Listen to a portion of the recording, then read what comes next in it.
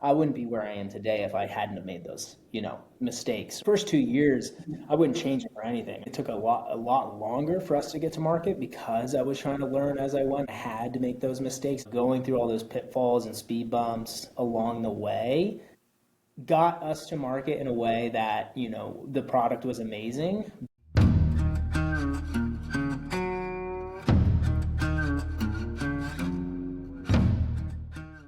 What is it about honey? Because it seems like everything you do is honey related, and obviously you've tapped into a differentiator in the various beverage brands that you have that we're going to talk about, and I want to dig into them and really talk about your entrepreneurial journey. But what was it about honey as a sweetener that you decided to really leverage it as much as you have as a differentiator in your brand? Totally. Yeah, I mean, I get that question a lot. And it's funny because I've always loved honey ever since I was a little kid. From putting it into, I mean, even today, I wake up, I don't know if you've ever tried this, but honey and coffee. Yeah. Like that's my main sweetener. Then I put it on steak. I mean, I pretty much only eat meat and fruit, and I put, honey on steak. I put it on everything. And how it all kind of started was it was in the middle of the pandemic, and the job that I just had out of college, I ended up losing it, which was in real estate finance. And what do I do at this time? Like everybody else, I was at home mixing up one too many quarantine cocktails. And one night I was mixing my two favorite drinks at the time, which were Moscow mules and Mexican mules. And I was making these drinks to my friends, and they were like, damn, Jack, like these drinks are really good. Like you should can them.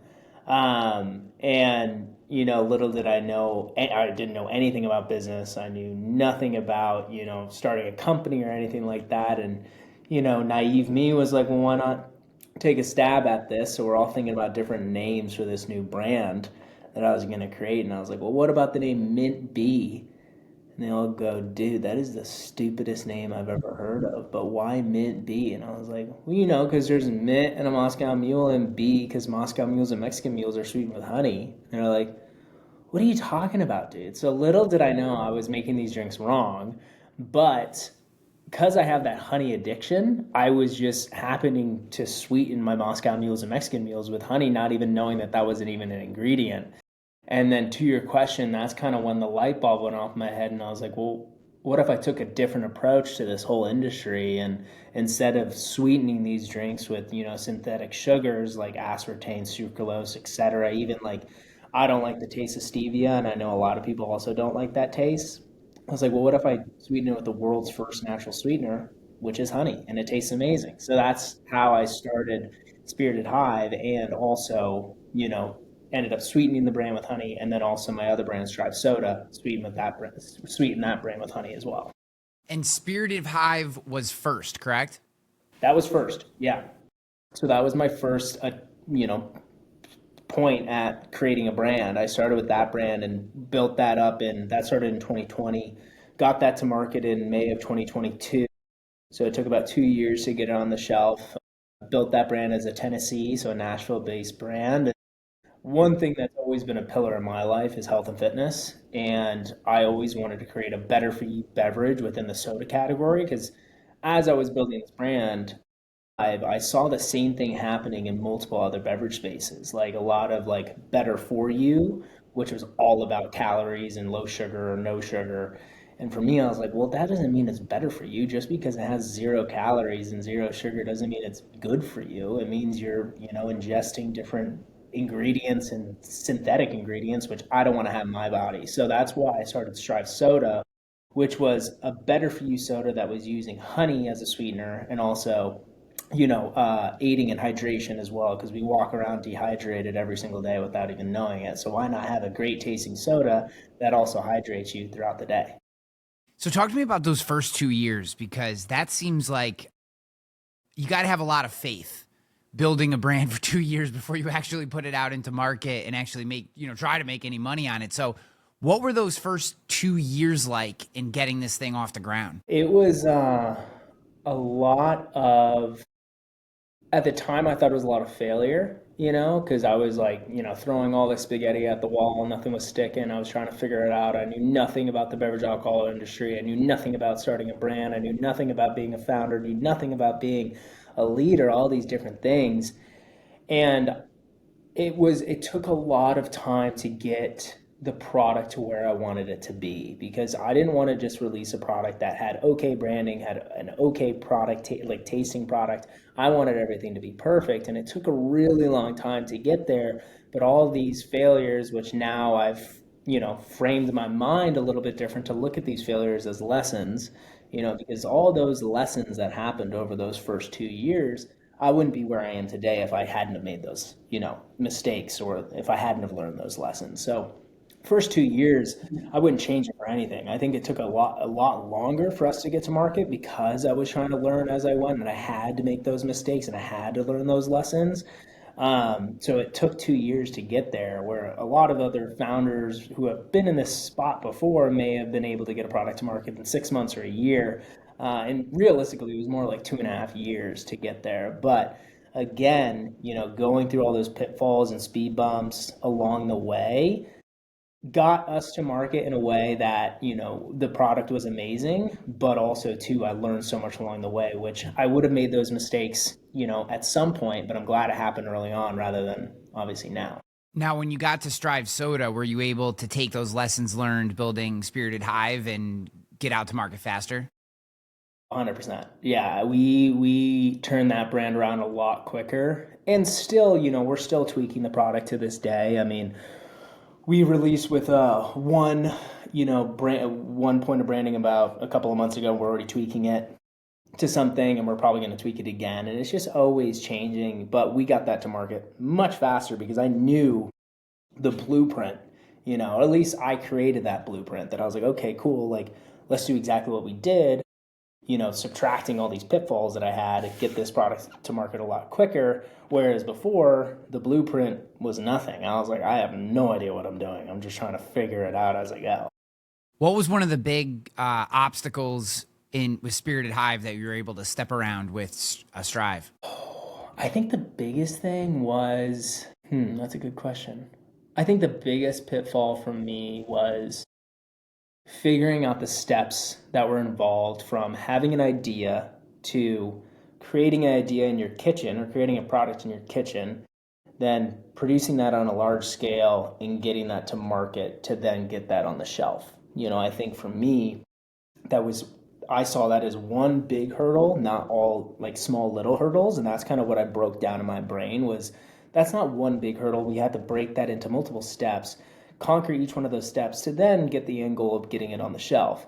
And once I broke that down, because now I knew, how to get a product from an idea to, having package design, having, printed cans and getting that product produced to then, okay, like now we have to get this in front of some distributors. Maybe we start selling it independently, which now we can do because it's not the beverage alcohol market. So that was like a whole like, oh my gosh, this is amazing. Like now I can actually sell to Ryan if you had like a convenience store or something like that, which we couldn't do with beverage alcohol. So everything was definitely expedited a lot quicker in that process to now people can actually have it on the shelf and purchase it a lot sooner rather than me trying to figure out all that out with Hive, not knowing where to turn next. Once I completed one step, I was like, okay, now what do I do? I have no idea.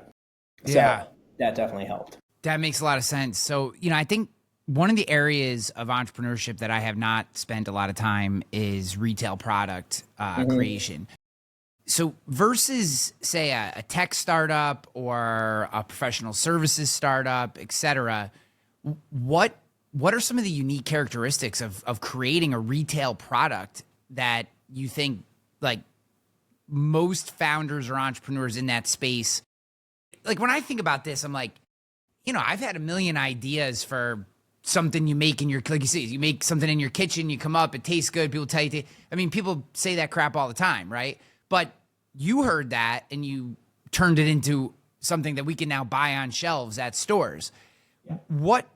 Where do you think most people start to go wrong? It just feels like such a big leap. Like, I don't know why, and maybe it's just because of the space that I'm in, coming up with an idea for a tech product or an app or something and getting it out into the market, like it makes a lot of sense to me. But Hmm. with a retail product, it seems so overwhelming. Like there's so many cans and so many gas stations, and how do you get that shelf space, which I know is really tough to get? How do you like all? It seems like this monumental effort to get a retail product on shelves and actually have it consistently be bought. So, like, where were those places where you were able to get past that step where most people kind of get dashed across the rocks?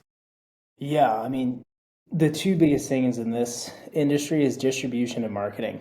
You have to get the product on the shelf, and then you have to get leverage marketing to pull that product off the shelf. And I think a lot of these brands, and I'll kind of do like a big full circle to answer your question, is a lot of these brands today that may have a successful product to getting it onto shelf, but may like, because a lot of these brands try to go big super quickly. So they're like, oh, we'd have this new beverage. We just raised $30 million, and now we're trying to go after all 50 states or all, lower 48 states.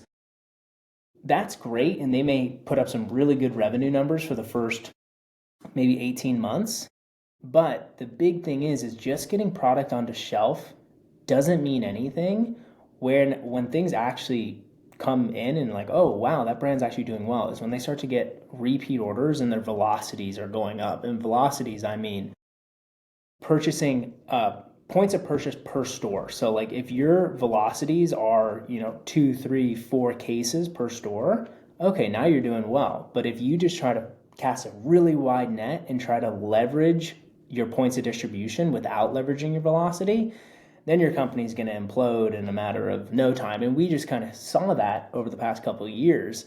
There's been a big restructuring within the beverage alcohol space, mainly within cans, because so many brands try to cheat the system and go after growth rather than profitability.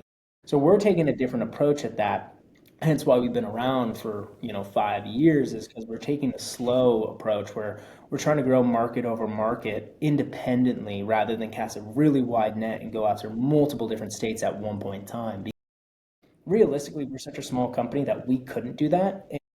you know, I could have the ability to raise a ton of money and go after a bunch of states, but it wouldn't be done in a way that would make sense and grow, because we want to own each market that we go into. Like Nashville, Tennessee, like we're slowly starting to own that market. And we've been in there for 3 years now, and it's taking that long. So it takes a long time. And to your point, it is that daunting. And I didn't know that. And I was super naive to this industry before getting involved in it. And sometimes it's beautiful to be naive, because if I knew all the headache and all the hoops to jump through, I wouldn't have gotten involved in this industry. I would have done something else. But, I think it's beautiful to be naive, because I am doing it and I love what I do. But to your point, in some states, it really is like you have to attack every point of distribution you have, and you have to manage every point of distribution you have.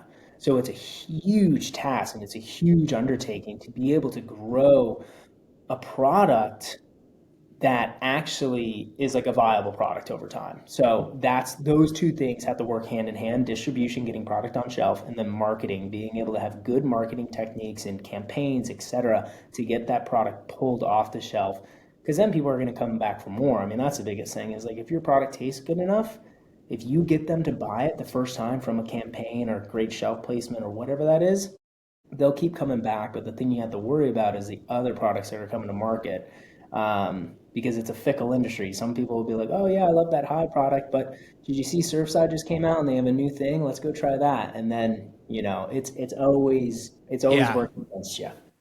So that's interesting. So the idea there would be you'd rather be on you'd rather have a shelf in every store in a market than be in a couple stores and a whole bunch of markets. And while it may look better on like a scatter plot, right? Like at the end of the day, that density create like people are seeing it everywhere. They can't get away from it. Every gas station they walk in or every beverage store they walk in, et cetera, depending, that's kind of the idea, is be very dense in one market, and that's how you get traction. Yeah, what we look for is like whenever we're doing a general sales meeting or talking to distributors or sales reps or whatever it is, it's always, we don't want to be everywhere. We want to be in the stores that are actually going to sell our product, because a lot of these brands go into these general sales meetings and they pitch like, okay, we're putting a sales incentive on X amount of pods, and pods are points of distribution. So they're going to go out there and they're going to get all these pods. But, of the, let's say, 200 pods they get, only 75 are good accounts that will actually keep your velocities up and keep selling your product. So when I go in with my head of sales, we take the approach of, hey, we want to go after your top A and B accounts. We will put a great incentive plan together for you guys to get those 75 accounts. And then we're not wasting money on the other 125 that maybe get a single purchase through, but then never reorder again. And then take that same mentality across multiple states, that because we want to live within an ecosystem of around 8 to 12 states. We're in 6 right now. We only want to expand to 8 to 12 states because then the idea is to get acquired. And if there's not enough meat on the bone for one of these beverage acquisition companies to come in and be like, oh wow, you're in 48 states, but your velocities are 1 case per store, they'll sniff through that immediately, rather than, oh, you're in 8 to 12 states, you're doing 6 cases per month in each one of your stores. That's a viable product, and there's enough meat on the bone for them to come in, increase, economies of scale, decrease cost of goods, put you through their whole distribution pipeline, and they can do that overnight, whereas I can't, obviously. So that large, like beverage roll up, that organization is obviously pulling in all the shared services into one. So they have, like you say, economies of scale, but then they also have the like a tried and true distribution model set up that they're requiring you to basically plug your brand, your product into this machine that they've built. And then that machine goes out and almost guarantees the distribution to a certain extent, as long as the product is good and maintains its quality. Is that kind of the idea? Pretty much, yeah. It depends on the beverage acquirers. There's like the big 5, which, I'd love for them to come in at some point, because then that is what they do. There's other ones that don't have that distribution or the, cost of goods to lower that. But for the most part, like the big 5 or 6, like Constellation, Diageo, Gallo, those kind of big brands, they can easily do that. And then also too, I think something that, is interesting is, one big piece of the puzzle is, if you're in all 48 states, these big partners work with certain distributors. So if you're signed with, 48 distributors, and of those 48, they work with 22 of them, crap, now we're going to have to spend all this money of getting this brand out of these contracts to then sign with them in the states that make sense to us, that we work with. That could be like a no-go on a deal. So there's all these different things that you have to kind of work through and think about, rather than, oh, Rhode Island wants to bring us in, let's go with Rhode Island. And before, like 3 or 4 years ago, I would have been like, I was doing anything to get distribution. I didn't care about velocities. I was like, it doesn't matter. Let's just get as much distribution as we can. I need to satisfy investors. I need to, make sure that we're still going and growing month over month. Whereas now I'm like, okay, we got to think about this strategically. What states are actually going to do a good job for us? What distributors are going to do a good job for us? And how can we, work together with these distributors to hit our velocities? And that comes down to us at the end of the day, not them. They can help us get there, but it's all about us working as a team to increase velocity, increase sales month over month. So now, since I'm learning so much more about this industry, I'm taking a different approach than I was, 3-4 years ago. Now, did you start the business with selling in mind, or was that something that, as you started to get into it, started to understand the beverage marketplace as a whole, that you were kind of like, look, like we need to be thinking about how this is packaged up? Because a lot of the things that you're talking about, I don't know that a lot of people would think that far out ahead while they're in growth mode, right? A lot of people would just be like, grow. We'll figure it out when that becomes a problem. But it's seemingly you are taking a very thoughtful and tactical path to set your business up to be as well positioned to be bought in the future as possible. Why that mentality versus just, as you've kind of stated, growth at all costs, get revenue up, like take every opportunity? Was that a mentor? Was that something you just came to? Like, I feel like that's a fairly unique, especially this early in your career, that's a fairly unique perspective. Definitely mentorships. I mean, like I've talked to a bunch of people that I've met in the founder space within beverage, and their biggest piece of advice, and it was funny because like the first time I heard it, I was like, "What the fuck is this guy talking about?" I was like, "No, like I'm gonna grow as fast as I can," and then kept on hearing it from founder to founder to founder because it's not sustainable, and that's the thing is like if you're in this space, the margins are too thin for you to grow that quickly without having to raise a ton of money year over year or quarter over quarter or whatever it is, where it's like you can be digging that hole very, very quickly if you want to grow that quickly. So it's all about like how quickly do you want to grow? And again, things have changed a bunch within this sector in the past, and it's expedited in the past 3 years. I mean, like 3 years ago, we saw a bunch of brands get acquired because they were just chasing as many cases as they could get. It didn't matter what their velocities were. I mean, obviously, you still want to have, good, strong velocity, but they were going after pods. It was just like, how many pods can we get? Let's grow this thing. And a lot of these beverage acquirers were like, oh wow, look at these brands.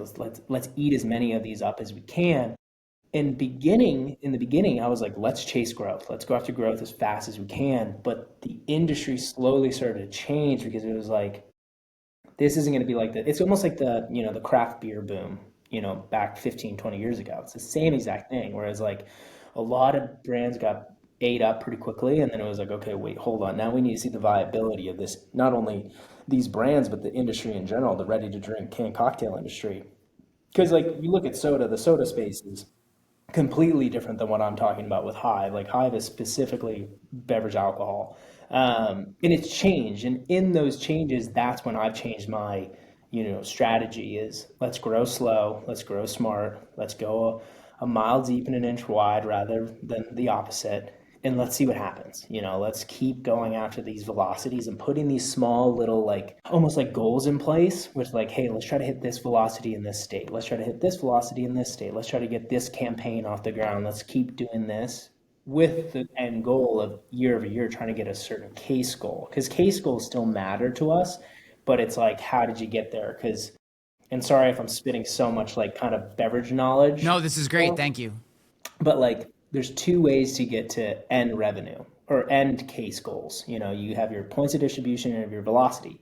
You could have a super high point of distribution with a low velocity gets you there, or you can have vice versa, or you can have both in the middle. And that's what we're going for is like both in the middle, balancing each other out to where it's like, okay, it's showing that we have steady growth from a points of distribution standpoint, that we're going after more points of distribution with a good velocity with us. Because if a beverage acquirer saw that we were just going after points of distribution, they'd be like, no, I can smell through that. I know exactly what you're doing. But if it's too much the other way, it's like, okay, you're not growing quick enough. Like, why aren't you growing faster? Why aren't you opening up new markets? Because they want to see both working in tandem. So yeah, so I don't know if that answers your question, No, but I think that no, that's phenomenal, and I think it translates to many other businesses. So my home industry is the insurance industry, specifically the property casualty industry, so home and auto, commercial insurance, stuff like that. And the exact same thing is true.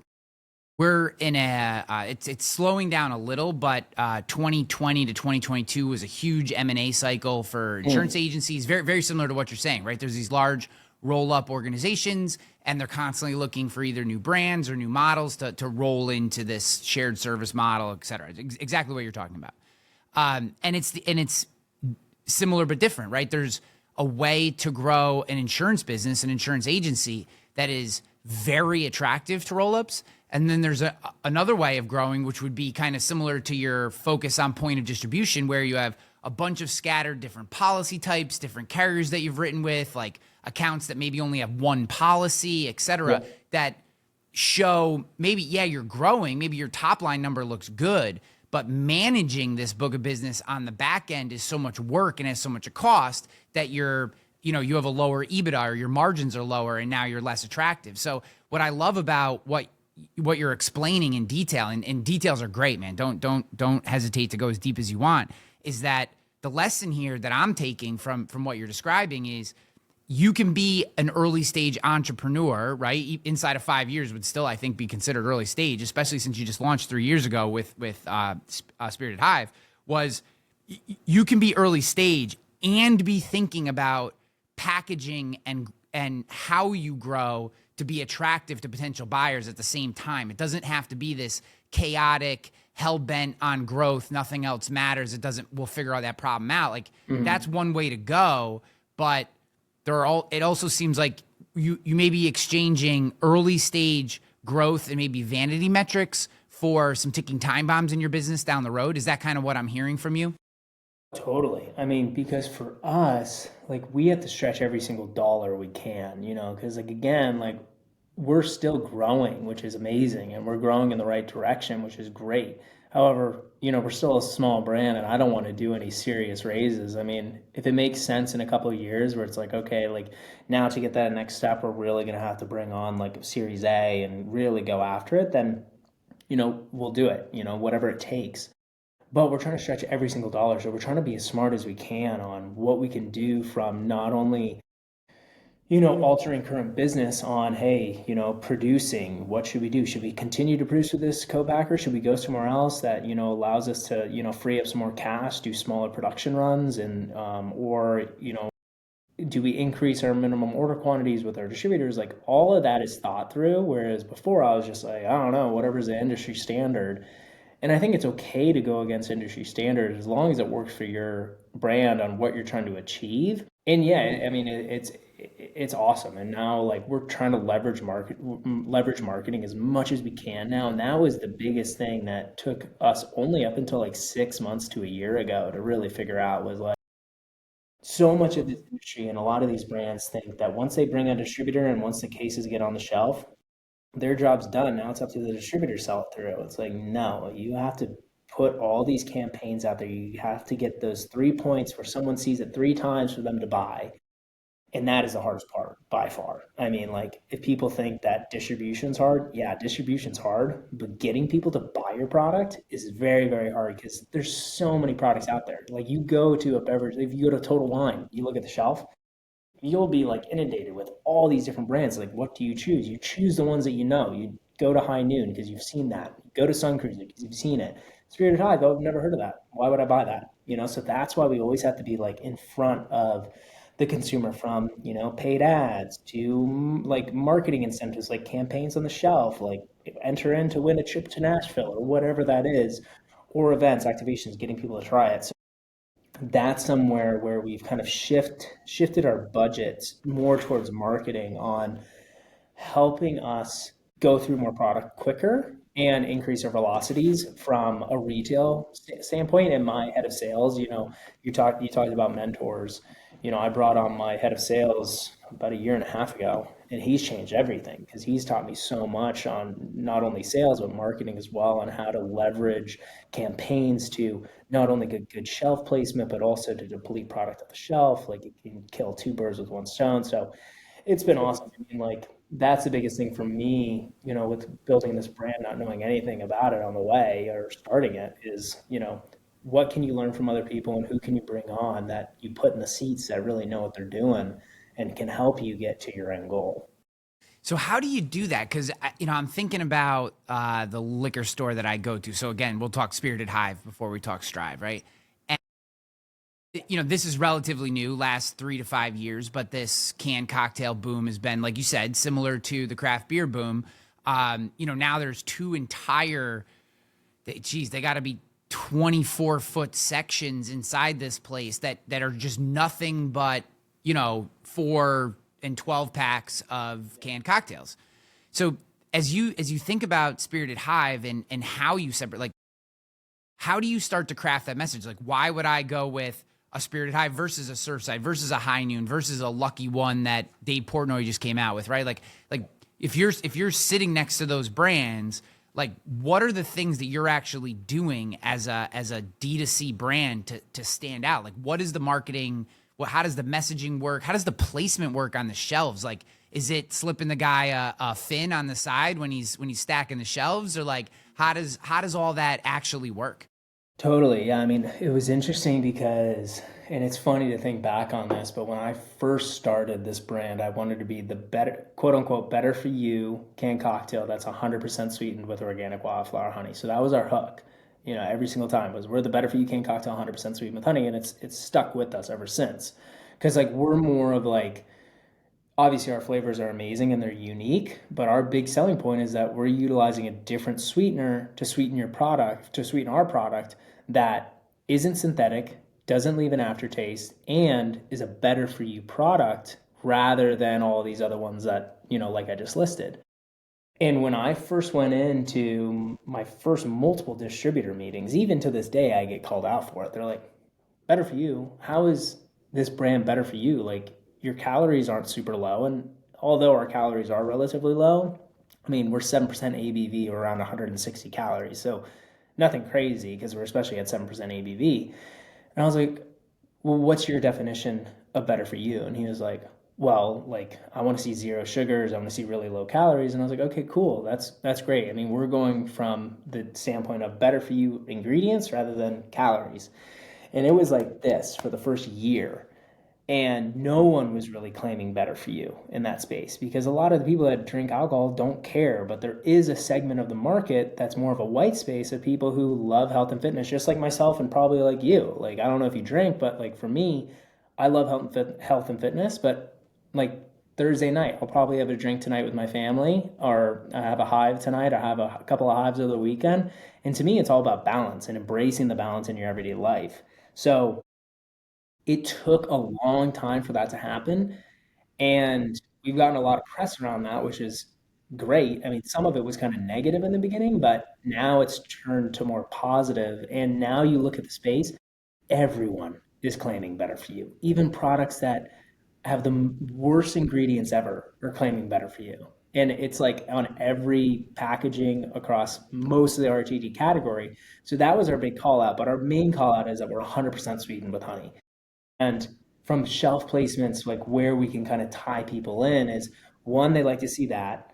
Two, in Tennessee, for us, our big selling point is we're a Tennessee, Nashville based company. So a lot of people, when they go to Nashville, whether they live there, they want to drink local, or if they're coming in, they want to experience Nashville. They want to go to Broadway. They want to do all these different things, but they want to embrace that, honky tonk vibe. And this is like one of our new merch lines we launched is raised on honky tonk and Hive is our big thing that we're pushing.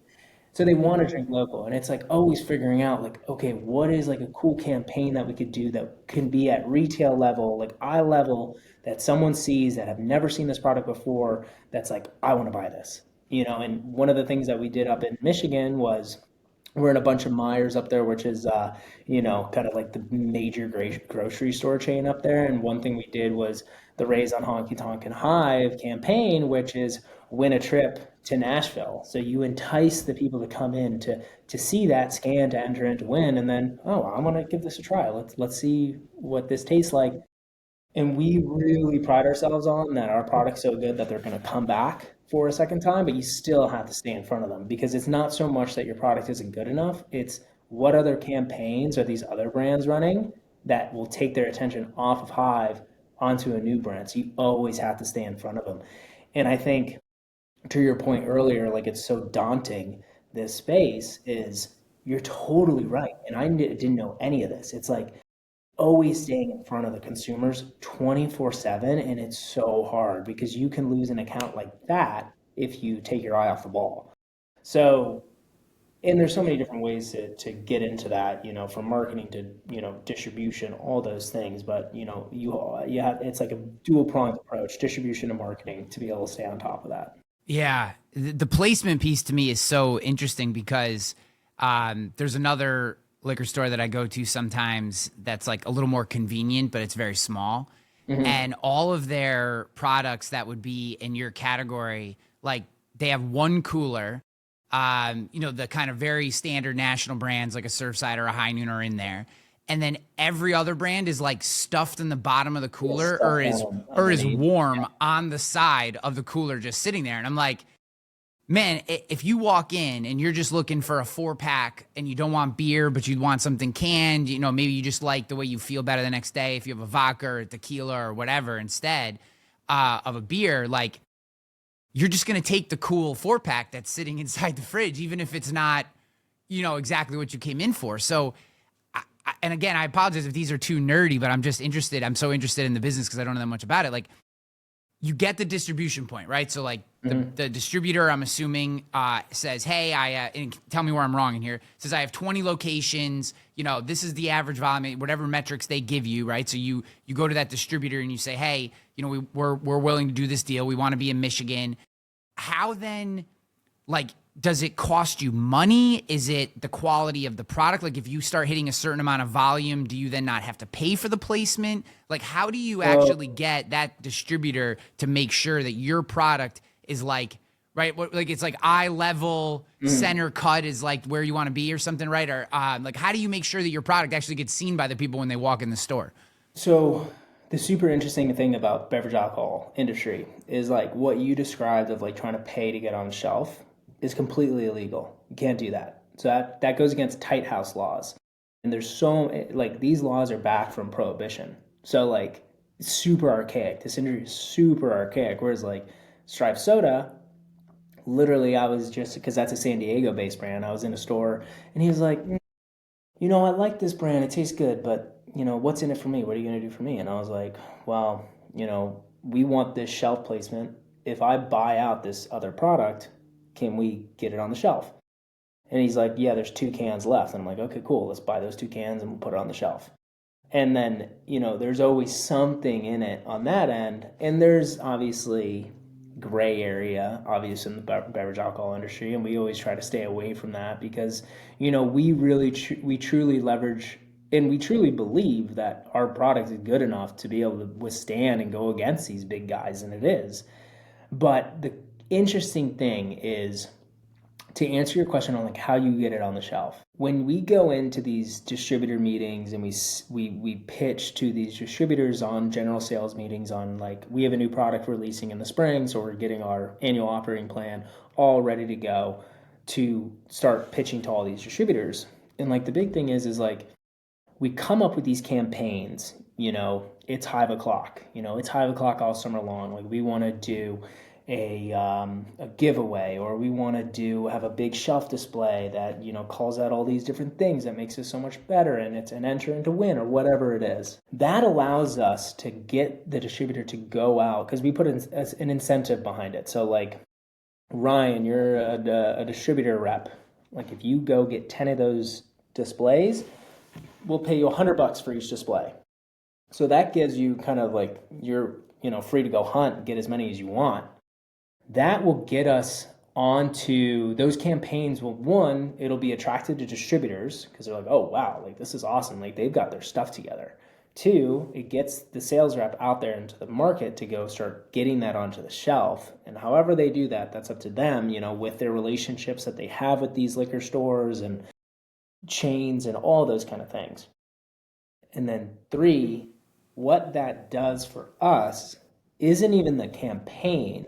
It's more or less getting the product in front of the consumer, having things around it, kind of bells and whistles, being like, hey, draw your attention to here. It's a big display versus, to your point, being on the side of the cooler, just sitting there. It's like, I don't know what that is. It kind of what it does is it gives it credibility. Yeah. Because it shows like, oh, wow, how did this brand get this when all these other brands are just sitting here on the side? And that's really hard to do as well because you have to stay in front of your distributor to be like, hey, we've got these campaigns going.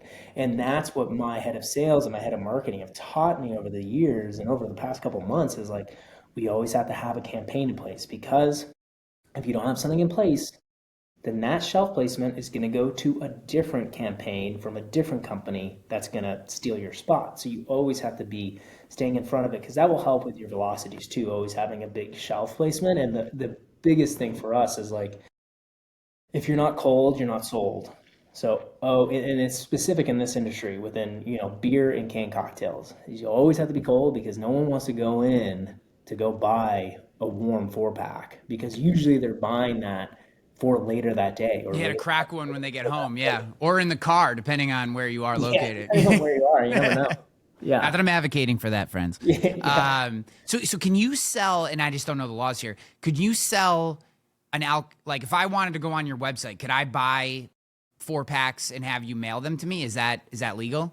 Yeah, so it depends on the state and it's ever changing. So that's really interesting. So we sell in Connecticut, and through Connecticut you're allowed to ship out of Connecticut to most states. I think it's like 36 states, and that literally changes day to day. Like some states get added, some get taken off. So since we have distribution and we have a really good two actually really good distributors up there, we can sell out of Connecticut and ship to you. What state are you in? New York. Yeah, so we can send to New York. We used to distribute it in New York in liquor stores, but it's such a tough market because it's very pay to play, where it's like, again, like, look at all this shelf space. What are you gonna do for me? And Yeah. we just didn't really get involved in that whole pay to play because I was like, I don't wanna. If we're already starting business off on that foot, I don't really want to continue that. It's kind of like a hostage situation. If I'm Yeah. gonna give in here, like, at what point does it end? So we're in a lot of states where, and then, you look at like New York, which is only in liquor stores. Then you look at, Tennessee, which is a franchise state. So it's only liquor stores and you can only have two per liquor license. So like, let's say Ryan, you owned a liquor store, that gives you the right, or you own a liquor license, that gives you the right to have two stores. So now just think about that. Like, we have to go then manage all of those stores with my reps. Florida is different. Michigan is different. Those are chain states. So chain states, we just got into Publix liquors. So we had to make one presentation, and obviously there's so much more than just one presentation, but we gave a really great presentation, and we are there to help our distributors sell through at Publix to be able to hit our velocities, help them. But we got 370 stores from one pitch, and those get managed by our distributors. Same thing up in Michigan. So each state is very different. And then you have states that are like Class C states or Class B states, which is where I'm at right now, South Carolina and Texas, where, on-premise accounts, so like bars and restaurants, have to buy through the liquor store, not through a distributor. So it all kind of boils down to this idea that, the United States is the United States, but at the end of the day, each state is pretty much its own country, not only from beverage alcohol laws, but like gun laws, everything. Each Yeah. state has its own laws. And that's what I've learned a lot of is like, and it's okay. I never thought in a million years I would know, like, oh, Class B state. Yeah, yeah, yeah. Oh, franchise states. Oh, yeah. And then like control states, which is the state actually buys the alcohol. So that's like New Hampshire. That's like North Those are Carolina. the places with package stores, right? Don't they call most Yeah. of those states call them package stores still? Yep. Exactly. Yeah. So how so because you can sell direct and you're also trying to constantly bring people back to buy more, are you doing like direct and I'm going to use the word community, but like community in the virtual sense? Are you pulling people into a newsletter, your social feeds? Like, are you doing online? Are you doing anything from like a digital or content marketing standpoint where you're drawing So someone in who yeah. maybe buys a couple four racks in Michigan and sees on the packaging they can get on some newsletter? Like, do you have campaigns to draw them in to then you can stay in front of them digitally as well? So lifestyle marketing with Hive is definitely a lot harder than it is for Strive, because Strive, for us, direct to consumer is huge. Like, we're about to get Amazon up and running. We're about to get Walmart up and running because this brand is a lot newer. We just launched like 3 months ago. So Yeah.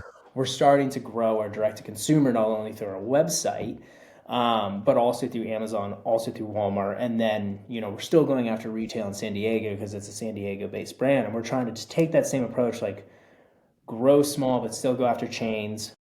We're not so much constricted by state laws really, because we're free to hunt really whenever, wherever, but we still don't want to go too big too quickly.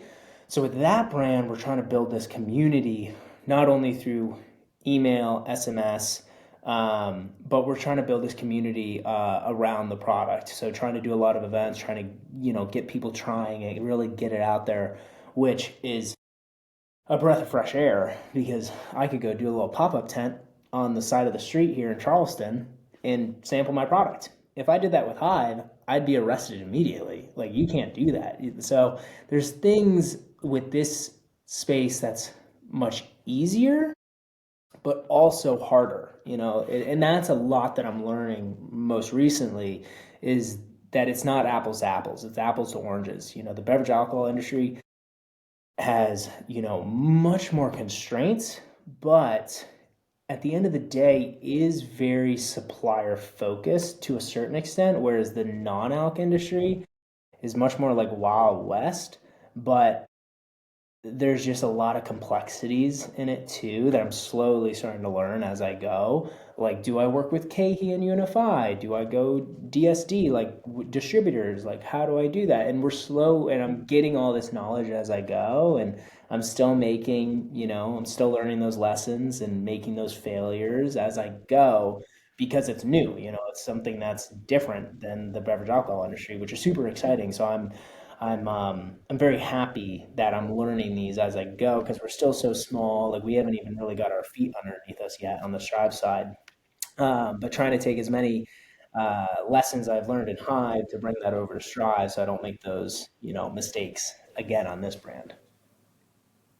Have you done anything with like influencer marketing? It seems like with D2C brands in general, influencer marketing can play a huge role. I mean, the right person talks about puts your can down in the shot in a podcast or whatever, and or a set or on their Instagram or whatever, and now you can see massive lift. So have you dipped your toes into that space, and how does that work for you?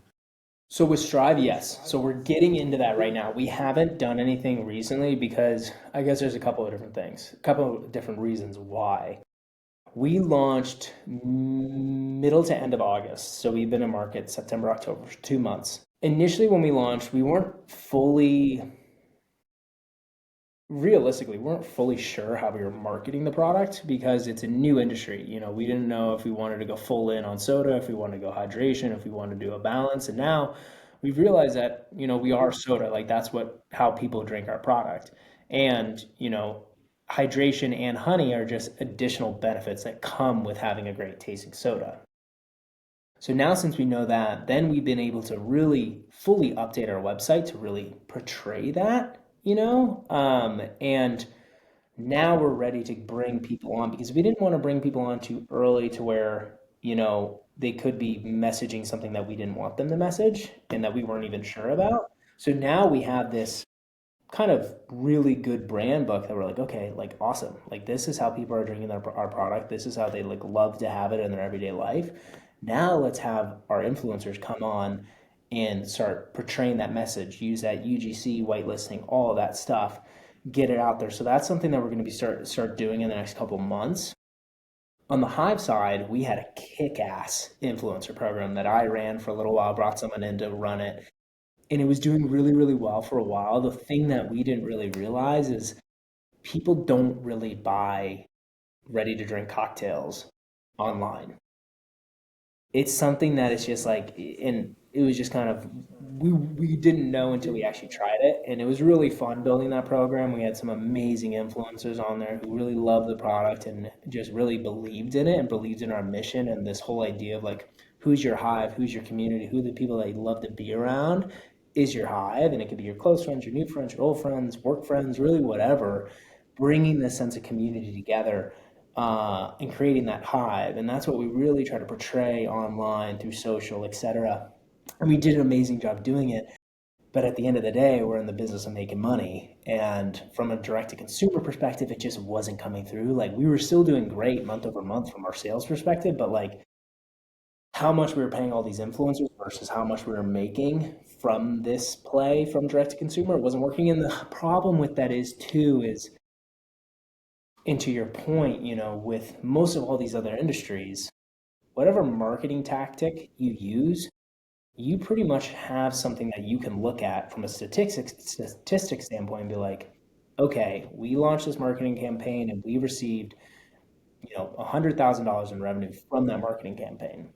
It's not as easy within consumer product goods because we don't know, like, let's say you're one of our influencers, Ryan, and we saw that you made, on one post, you brought in 2 grand worth of revenue from direct to consumer. But we have no idea of your followers who went out and bought that at retail level. So it's so hard to really judge that because you can look at it two ways. Like is the idea for this campaign for influencers on the Hive side, is it all about revenue and that's it? Or is it getting the product out there, getting people seeing it? Because for a while, we were really going after like health and wellness influencers, which again was kind of seen as like, why are you doing that? But within that space, everyone knew Hive, which was amazing. Like everyone knew it. And we do anticipate bringing that back at some point in time, but our main focus right now is getting our ambassador side of Strive and Hive up and running, and then getting our UGC and whitelisting up and running for Strive to really test that out. Because again, Stripe Soda is so much more of a direct to consumer product than Hive is. So we're going to hopefully see a much bigger uptick in revenue from launching that program than we would with Hive. So do you see and I'm assuming there's a parent business that sits over these two brands. Do you see yourself as like I'm going to take beverage as a whole, not just alcohol or non, but like this beverage space as a whole? Do you see this as you got like you're like a beverage brand incubator? Like this is something every couple years you'll bring a new product out, or do you think, between Strive and Hive, you have enough to do that it'll be more flavors and more variations inside of that? Or like now that you kind of have this roadmap, I guess, do you become almost like an incubator to be bringing new products out to market because you have now a template for doing it in a way that is successful and also is packaged up properly and et cetera? Like, do you see that as a potential path for you? That would be a dream. I mean, honestly, like Honey Holdings owns both brands, which is a fun name, Yeah, but yeah, that is a fun name. I would absolutely love to continue building brands. My bandwidth won't allow that. I mean, I'm already kind of tapped out as it is juggling both of these brands.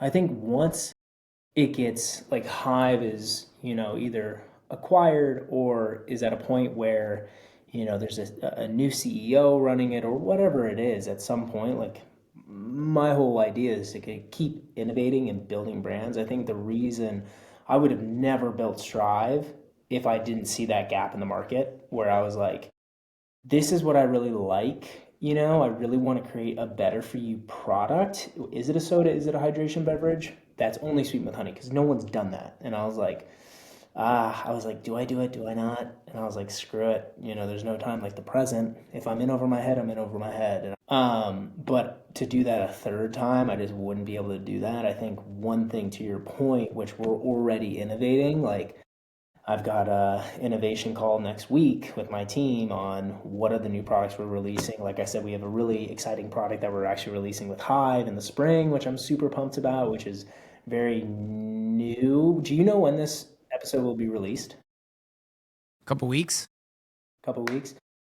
I mean, it's not really a secret. We're coming out with a tea. So all of our products are 7% ABV. So we have three core products, which is our take on a Mexican mule. So it's a ginger and lime infused honey. We have our take on a Cosmo, which is our best seller. The girls are absolutely obsessed with that one. So that's a cranberry and lime infused for our vodka. My favorite, which is our take on a Tom Collins. So that's a lemon and juniper berry infused honey for our gin. And all those are 7% ABV, again, only sweetened with honey, but we're releasing a new version, which is a little bit different. It's going to be 4.5%. And again, that's because of all of these beverage alcohol laws. Some states don't allow you to sell. So like Florida, for example, if you're 5.9 and under, you can sell in grocery. So since we're at 7, we can only sell in liquor stores. So now we're going to be free to hunt at grocery stores and convenience stores, etc. in Florida. So this is a 4.5. It's a spiked tea with a vodka base, sweetened with honey, and a little bit of lemon. And that, I don't know if you golf, Ryan, but perfect golf drink. Literally, I was going to say, it sounds like an amazing golf cocktail. Oh, it's like, and the whole plan that we're doing behind it is the Honey Hills Country Club. So we're doing all this merch that's going to be releasing around spring, early spring, and throughout the summer. But it's promoting, like a perfect summer beverage. So super excited to release that. And then we've got some new innovation on the Strive side. We're going to be releasing 2 new flavors next spring, spring, summer. So that's super exciting. And then there's ideas underneath Strive that may be not liquid form, which will be really cool. So we're working on some very exciting stuff on both brands.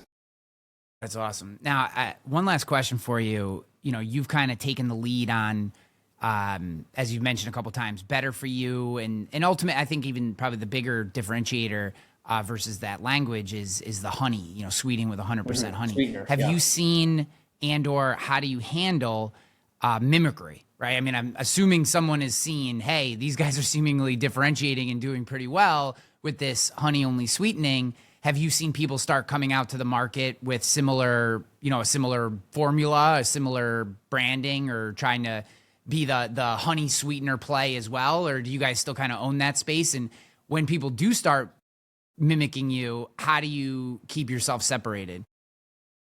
I mean, it's a form of flattery, always. If someone's trying to mimic you, you're doing something right, which is awesome. And yes, we've had a couple of brands in the past and present that have, taken our same play from a sweetener form, but also too, like I always look at it as like, the more the merrier, because then that's only educating more people, opening up that space to be bigger within the category. I mean, yes, we'll be able to have a smaller market share of that, but at least it's expanding it. So, because if we're just one brand out there that's only sweetened with honey as a soda that's hydration, people are like, oh, cool, that's awesome. Like, I love that drink. But if multiple brands are doing it, then it's like, okay, that's expanding, and also too, like, from a selfish perspective, I'm like, oh damn, like I would love to be the only one in the space. Maybe, with these other brands we'll grow more, but also too, like my whole thing at the end of the day is like, I want people to have better for you products that are actually better for you, and if that means there's more products that are coming to market, so be it. I don't really care, and we're seeing honey being used all over the place in new protein bars that it's like sweetened with honey rather than sucralose, aspartame, all of that. Like for me, I'm like, oh heck yeah, that's amazing. Let's keep that innovation going because it's leading in that direction. And I care, at the end of the day, I care about health, I care about fitness, I care about feeling my best, and I also care about other people feeling their best. And the only way to do that is to have more products in the market for it to be more viable. And on the Hive side, we've had multiple brands in the space, that have been sweetened with honey, and I think it's totally fine. I think when it gets to the point where packaging is being copied and that kind of stuff, that's when I'm like, wait, hold on, let's kind of figure this out here. And that's always tough because you got to get lawyers involved and all those kind of things, and obviously try to avoid that as much as you can. But you're never gonna be free of it. It's always going to happen. If you're doing something right, people are going to copy you. And we've seen it at the high level, like, I don't know if you've been looking, but Anheuser-Busch just copied, was it Sun Cruiser or Surfside? They came out with a brand that looked identical to it. And like, Yeah, I saw something. I saw like an article, like a headline. yeah, so it's going to happen regardless. And like, that's the main point of flattery right there. When a massive brand is copying you or massive beverage conglomerate is copying you, then you're definitely doing something right, but you still have to protect your best interest at the end of the day. Dude, I know there's a lot of people that health and wellness is important to them to listen to this show, and I know there's a lot of boozers as well, and people that are always looking for products like Strive Soda that they may enjoy their afternoon soda that they have, and geez, if I can get rid of all the sweeteners and feel good about what I'm drinking, I think there's a lot of people that are going to be interested in what you're doing if they want to get deeper into your world, learn more about the products, buy the products, see if they're in their area, et cetera, or see if they can have them shipped to them. Where should people go? How do they get deeper into both your world, like you specifically, if you're doing anything or talking about this stuff online, and or the products themselves?